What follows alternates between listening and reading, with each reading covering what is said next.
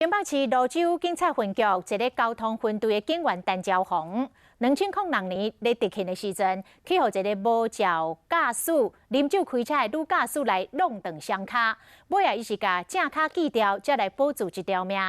代志发生到打3年咯，伊做高阶的手术，努力来做复健。伊嘛真感激政府甲社会各界捐款甲帮衬。 所以想要来回馈社会，决定用无党籍的身份来参选到新北市第1选区的立法委员，要为警察的权益来发声，要甲重点放伫个交通问题。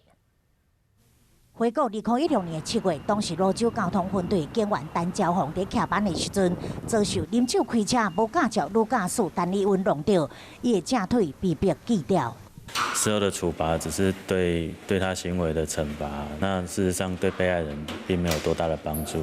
司法3党外陈朝红努力复健，想要重回工作岗位，经过交出手术、刁钻驾驶拢无关心，我再有社会各界帮忙，伊决定要以无党籍的身份参选。交通安全，爱家人，要幸福，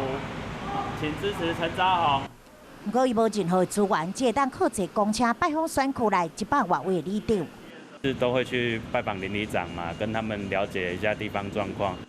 不过，伊的对手是现任的立委，有知名度的卢顺莲。国民党是派出文团会发言人洪明凯，时代力量是找来张伟航律师，以不党籍的身份参选，敢有影面？压力是真的很有，这出来就只是想要有民众